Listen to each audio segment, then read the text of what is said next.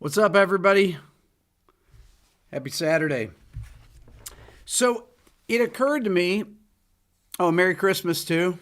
Happy New Year. It occurred to me that I've never, ever done an Eric Clapton video. And we're going to do a little breakdown on Layla today, which is one of my favorite songs. I have my youngest daughter named Layla. Love the song. Couple announcements before we start. I'm going to do my yearly New Year's Eve live stream that I do from 7 till midnight. If you guys want to mark it down on your calendar, those of you that are not going out that night, I'm going to have some of my guests that I have every year. Tim Pierce, Keith Williams from 5 Watt World, Rhett, Ward Carroll, and who else am I having? Usually what we do is we do hour-long chats with different people, and it's really fun. So put it in your calendar. My Christmas sale, if you want to get a good gift for yourself or for your for somebody that you love and loves music, somebody maybe is a beginning guitar player, wants to learn from scratch how to hold a guitar, how to play songs, or you want to learn about ear training and figuring out songs by ear. Check out the my Beato bundle. It's $89 through midnight on the 25th, Christmas Day. And I also have my new arpeggio course out. Both of them are in the description below. The arpeggio course I have on sale again this week. It's not been on sale, but it's down at 50% off. It's $75. Arpeggio course is really cool. That's the thing that the arpeggio is. Arpeggios are things I practice every day when I warm up. That's part of my daily warm up. I was thinking about doing a video on my daily warm up. If you guys would like to see me do that, and it's something that you really need to do. But let's get to this breakdown here. So let's talk a little bit about Layla. So here's a funny story. So when my wife and I were going to have our daughter, Layla, our youngest, I said to Dylan and Lennon, we were riding in the car, I said, we're going to call your sister Layla when she's born, okay? And I said, there's this song that I really love named Layla. I'm going to play it for you. And so I played him the song. We're listening to it in the car. And I remember saying to Dylan, I said, yeah, it's in D minor. And Dylan goes, well, it's actually kind of in D and E flat. And I was like, what do you mean? What? He's like, yeah, it's not in D minor. And so I come in the house and I go to the piano and I play it. And it occurred to me then, even though I've been playing this forever, that it's a quarter step sharp. It's like perfectly a quarter step sharp. And anytime I play the piano part at the end, I play it in C, because that's it has to be played in C, even though it sounds kind of like it's in D flat, right? But it's a little bit, it's in between C and D flat. But it lays perfectly in the key of C, okay? So what I think happened is that I know that they recorded, I watched Tom Dowd's documentary, which is fantastic. He talks about recording the song, he produced it, and that that they glued the ending on, they recorded the ending about 3 weeks later, okay? Jim Gordon, piano ending. And the Jim Gordon who passed away last year, or maybe this year? Yeah.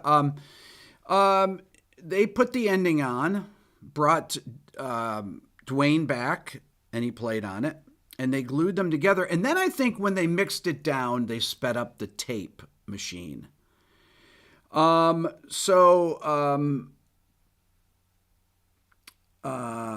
Whitlock. So the piano, the song is credited to Eric and Jim Gordon. So from what I know, but there's a little bit of some stuff on that I've heard. I don't want to get into that today. But I've never talked about Clapton on here. I don't know why. I think that I didn't talk about him because I didn't know when I first started my channel what songs I could play on here.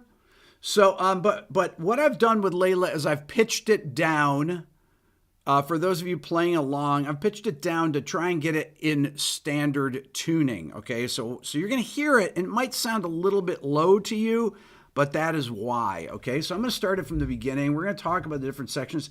It's really an interesting song, melodically, harmonically. It's got phenomenally good lyrics as well. And I think that there's just some interesting key changes and things like that. But you probably won't even notice the key change. But check it out. Listen.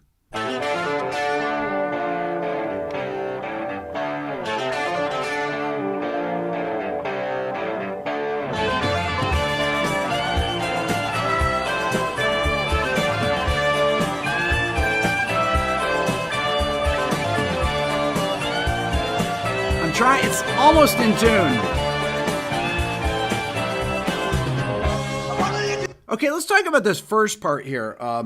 So there's two riffs in octaves and the other one. But I love that lick that he does there, that Eric does. What's so cool about it is that moving bass line under it, right?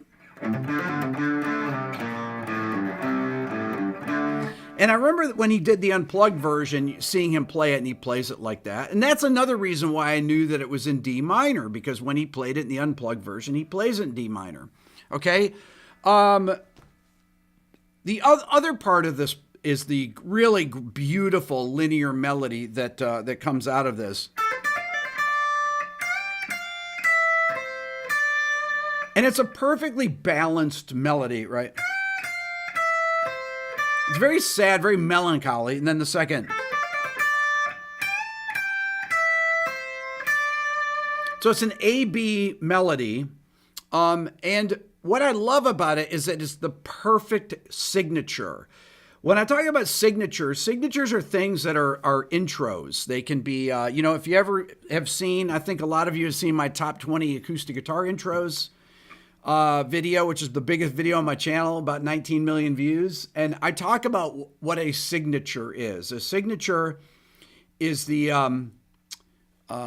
signature is something that's an identifiable thing. It could be any type of thing, guitar part, piano part, whatever, that's the intro hook. It could be,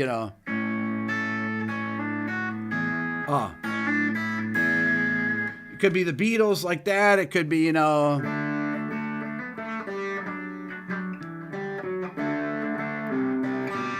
could be that. There's, any of the intros that I do on, of course, these are all signature licks, intros. These happen to be guitar ones. There's almost every famous song has one. This particular signature, though, is a riff and a chord sequence. Okay, but the last time around before the verse, this is what's interesting about this.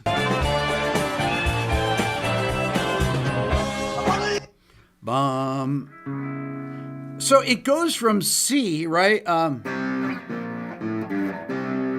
then it goes to C sharp minor 7, then G sharp minor 7. That's what we would call a direct modulation, a direct key change. This is some of the brilliance of this song are these modulations like that, right? The chord sequences are really, really beautiful. There's another one that happens in the verse here, but let's go from here. So we got. And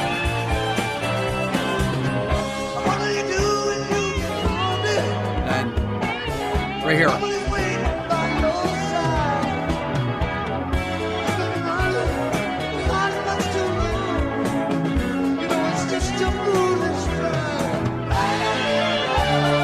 Okay, so we have so there's another modulation that happens in the verse. Okay. Then here. Okay, so if you think of the song as in, you could think of it. Let's say that we call this E major, right? So it would start on the 6 chord to the 3 chord to the 6, and then the flat 6 major, flat 7 major, and then it goes to E7, which would really be from the key of A, but then you have 2, 5, 1, 4 in E major, 2, 5, 1, Layla. And then it goes back into the chorus, which is in D minor. And what's beautiful about this, if you hear this thing, if you think about this,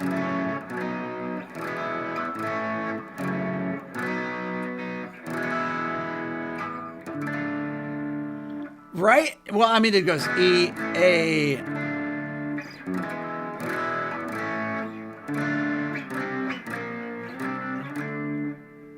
It's a it would normally be a jarring key change, but it sounds so natural because of the way that the hook line dovetails into the chorus, right? Let's listen to that here. It's beautiful.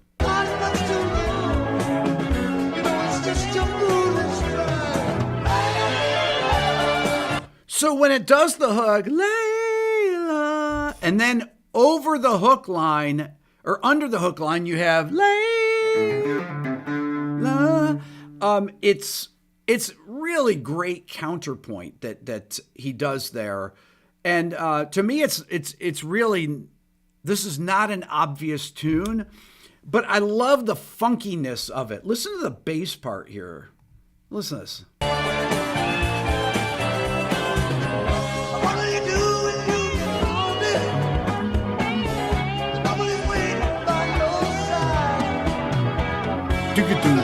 Great bass lick.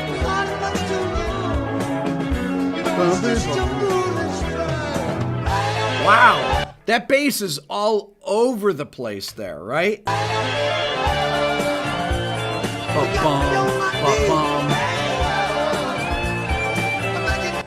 So the it's interesting because then the bass line goes from a double time feel to a kind of a halftime feel, right?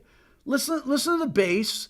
Let's focus on the bass. Everybody focuses. The melody is perfect and the lyrics are amazing in this song.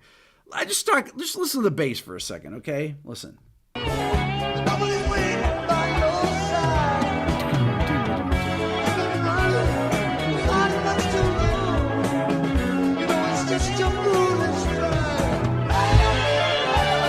He's like dick-a-doo-dun. Then he goes lay. Bum, dum, dum, dum, bum, right?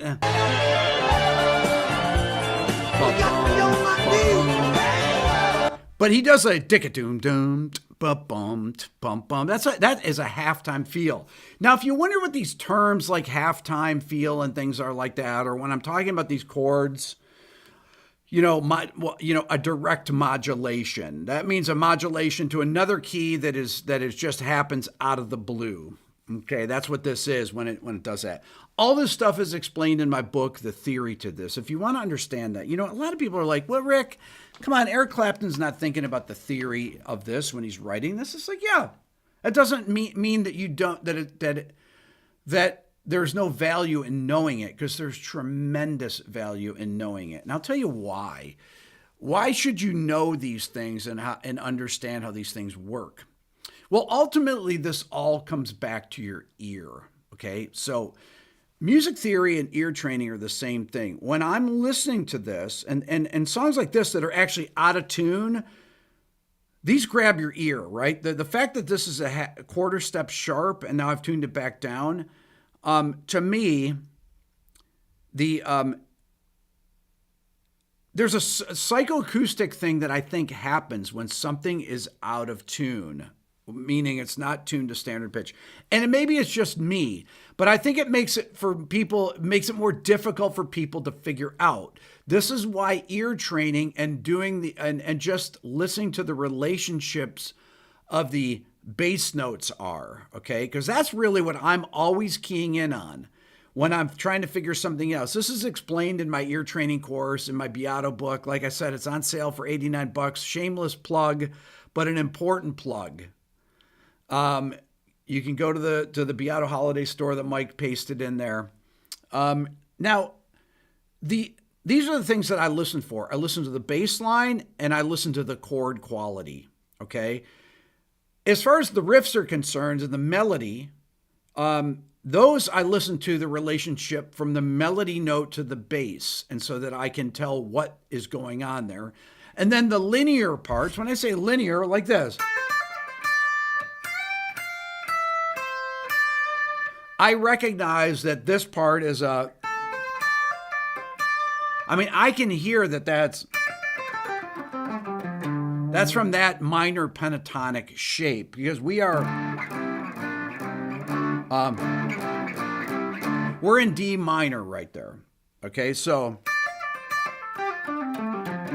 the interesting thing is that Eric adds that note in. Eric adds that note.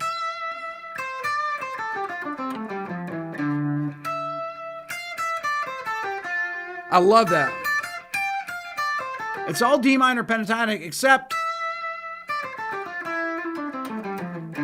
he adds that ninth in there because it's the third of the C chord. And this stuff is explained in my book. When I say it's the third, meaning it's the C, E, G, C, E, G, C, E, G.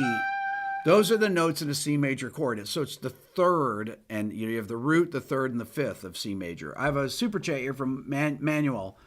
Manuel Foster says, your ear training software has improved my playing tremendously. Buy the bundle, people. Yes, Manuel. Thank you. I appreciate that.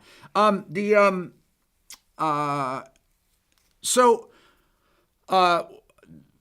can call it, that's a, when you add that note to the scale, it's called a hexatonic scale. I did a video on this, I don't know, a few months ago or so, and I talk about hexatonic scales in my book, but the entire melody opening,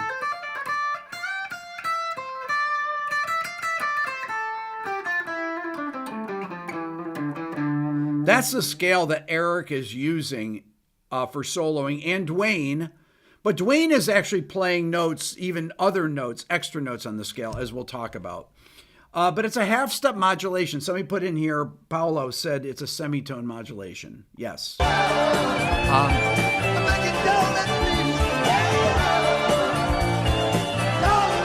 Okay, just notice this other thing. Think about this. How do you write a counter melody? Or what comes first, the riff or the vocal melody? This is what's so brilliant about this tune. You have Layla, and then da da da da, got you on my knees, Layla, da, da, da. The lines are interspersed with the vocal phrases, right? Think about the melody, right?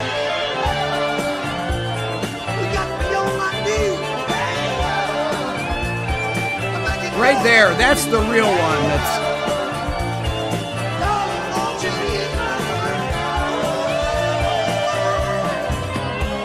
Wow.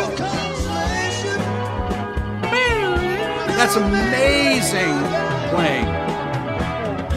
And listen to the bass stuff. Dicka-doo-doo-doo-doo. It's like a Motown bass line. Listen. Right here.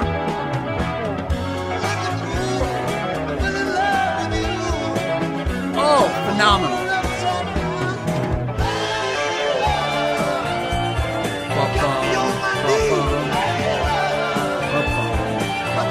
Halftime. Call and answer, the arranger said right there. Another thing about this, if you haven't seen the Tom Dowd documentary, Tom Dowd is who engineered and produced the record. He was a staff producer for the for Atlantic Records. And honestly, I don't know that, I don't know if he ever made points on these records when he was a staff producer. I think that he just worked for the label and got a salary. Okay. But Tom Dowd worked on the Manhattan Project. His story is incredible. I think he has a degree in, what's he have his degree in? Electrical engineering or physics or something. He's just a brilliant guy, inventor, everything. Absolutely brilliant genius of a guy. Worked on many, many great records. Tom Dowd is, and you should definitely go to YouTube, watch the documentary or wherever it is, Tom Dowd documentary. It came out probably 15 years ago, maybe more. I can't remember. how many? I would say 15 years ago. So Ron, Vintage Electronics. Rick, Eric was young when he wrote the song. Do I think he understood the theory behind the riffs, or just sounded good to him at the time? It sounded good to him at the time. He probably had the two different sections. I bet he had this.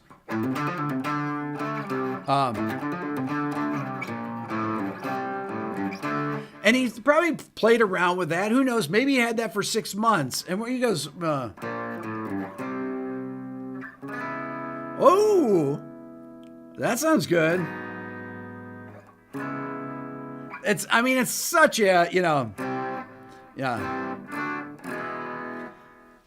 It's incredibly melodic. It's an incredibly melodic sequence. And the vocal melody is absolutely perfect on this.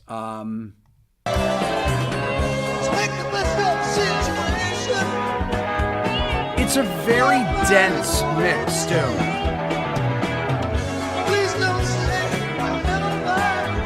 Honestly, of all the popular songs from that era, this is one of the most, I don't want to say cluttered mixes. It's just dense. There are so many things going on. Multiple background vocals, multiple guitars playing. I mean, there's, listen to it. There's so many things. It's hard to pick out everything.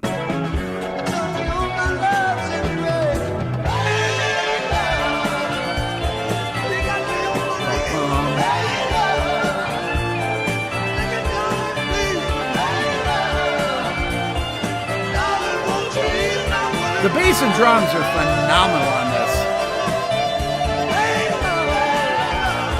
Woo! Incredible.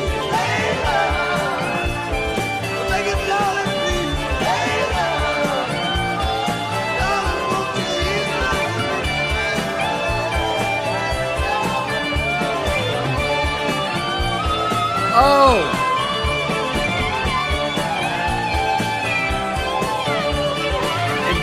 Wayne is up way. He's way off the guitar. He's over the pickups. Oh my God. Woo! Come on.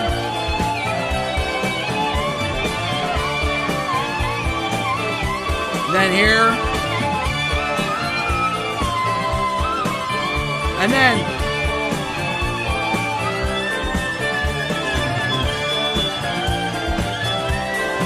oh my God. Okay, so the story is that I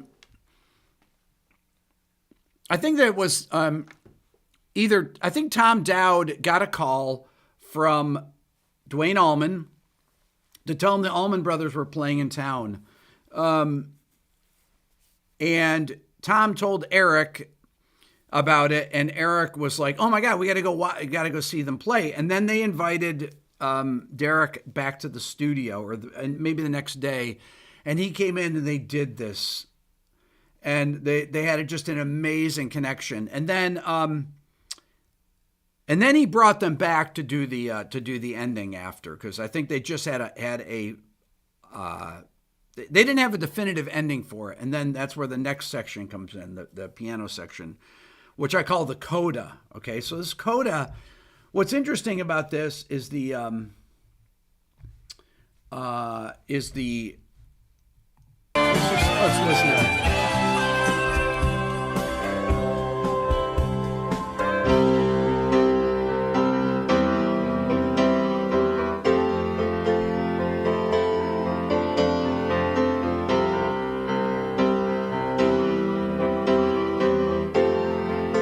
I love this here. Right here. Woo! I mean, it's almost like another song, right? So you've got C over E, da da da, F da da da da da da da, C. First inversion, da da da da da da da da, and here's the money. No.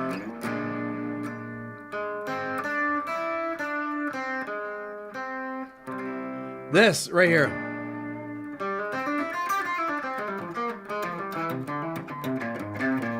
I love that. That's a dominant 7.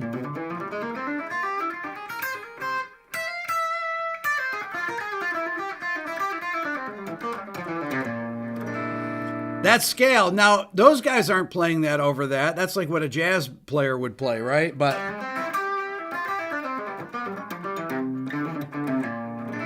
I remember when I first learned that scale. It's called a dominant, Lydian dominant scale or Mixolydian sharp 11 scale. And I heard it and I was like, it's right in the melody. It's right there.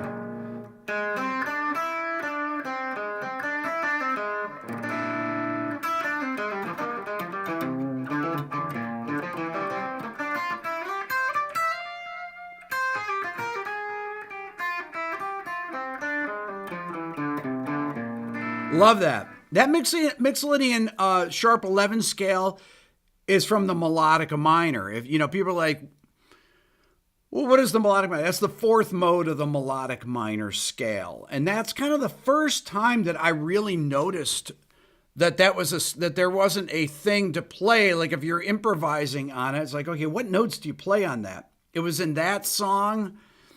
And then later on in Kid Charlemagne, same chord. Larry Carlton plays, what's he play there?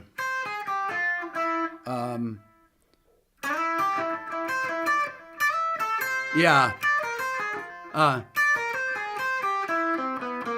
He plays on that same chord.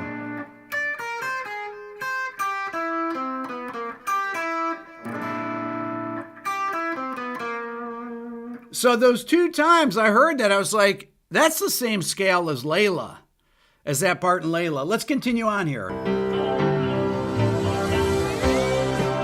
So the coda has 2 different sections. This is the A section, right?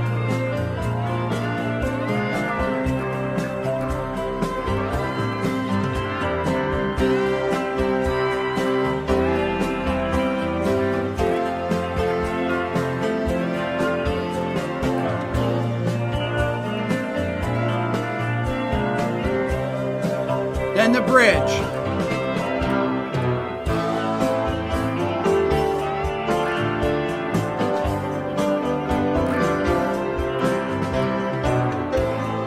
Then here, the major. And then. Oh, amazing. Let's talk about that bridge here. So it's the bridge of the coda, right? Hold on.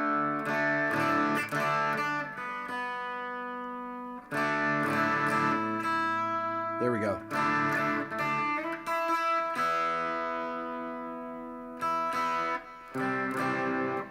So it's like da, da, da, da, da, da, da. So A minor to D minor. Da, da, da, da, da, da. I love that.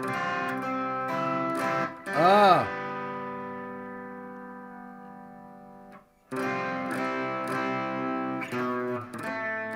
Da, da, da, da. I love it when it goes to D major there. It gives it a beautiful lift. Right? Da, da, da. Perfect voicing. And then it goes to G sus, G, G sus 2, back to G like that. Just walks down, just that.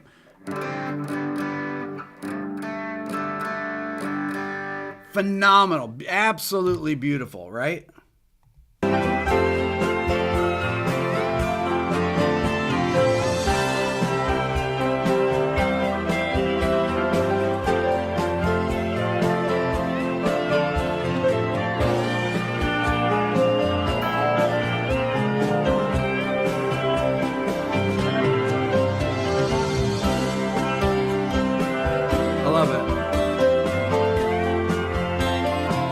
Acoustic guitar, piano in there.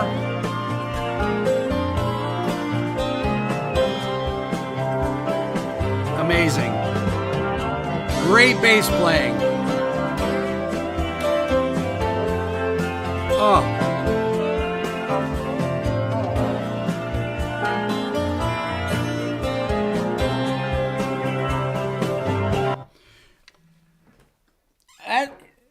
I'm hard pressed to think of a song that has a coda like that. I mean, there are songs that have codas. Freebird has a coda. Hey Jude has a coda, right? A coda, the ending section. That's different from the rest of the song. Feeling Stronger Every Day by Chicago has a coda where they speed up. There's many songs that have codas, but there's not many songs that have codas that are this good. This is one of the most beautiful ones that I know of. Stone in Love has a coda. M. Moses said, great call. Stone in Love is a beautiful coda, right? Ending section. Somebody said something about Tom Schultz in here. I would say Hitch a Ride has a coda in it. November Rain has a coda. That is a beautiful coda, but are any of them as good as Layla? I don't know. Stairway to Heaven has a coda. Good call, Dennis. That is a coda. I've Been Searching So Long. I love that. That's one of my favorite Chicago songs. Rock Solid Ross. That's one of the best ones. Daniel, The End by the Beatles has a great coda. It does have a great coda. Oh man, that's one of my favorite things of the Beatles. Led Zeppelin has coda. That's pretty good. That's pretty funny. Bohemian Rhapsody has a coda. It does. A lot of classic songs have codas, but All You Need Is Love.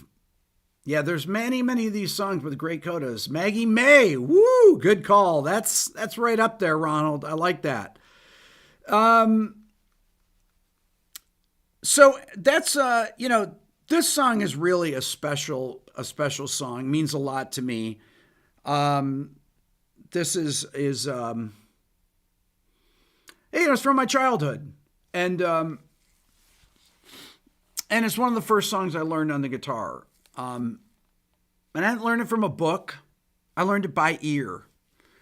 I honestly didn't even learn it from the record. I just learned it from listening to it, And the thing is, we always used to just tune up to whatever the record was. Records, record players were historically way out of tune and stuff. A lot of them. Some of our record players that we had a couple of record players at my house, and they would play at slightly different speeds. We didn't have super nice ones or anything, and I would tune the thing and tune my guitar to it. That's just what you would do. You tune your guitar. It's a funny thing. I'm going to just go off script here for 1 second. When Andy Summers was in here, those of you that watched my Andy Summers interview, I said to Andy, I thought about it after. I said, what did you guys use for tuners back then? Now, they only had strobes, really. But Andy's thinking like, I don't think I ever tuned my guitar. They just handed it to me in tune. And it kind of cracked me up, but the police went from playing at CBGB's to playing in arenas and stadiums pretty quickly. So, they probably the only time that he saw that he had to tune his guitar was maybe in the studio or something. Anyways, I just thought that was funny. But yeah, we tuned to the record, and that was it. That's how you improved your ear back then. So, if you haven't had a chance to watch it, that was a really, really great one. Just want to remind everybody, get a last-minute Christmas gift for people. Check out my Beato bundle. It's $89 through midnight on Christmas. If you want to learn beginner guitar, it's got my beginner guitar course. It's got my ear training course. It's got my Beato Book Interactive. These are all video courses. The ear training course has interactive programming in it, which will test you on things. And then my beginner guitar course, my Quick Lessons Pro, which is more of like an intermediate things. But they all involve ear training and theory and teaching you how to become a better musician or how to learn to play the guitar from scratch. So that's it. Have yourself a merry little Christmas, as they say. Have yourself a merry big Christmas. I'll be on New Year's Eve for those of you that have nothing to do or want to just stay home and hang with me from 7 to midnight. I usually go till about 12:30 p.m. Eastern time. So please join us. I'll have a bunch of guests. You guys will know all of them.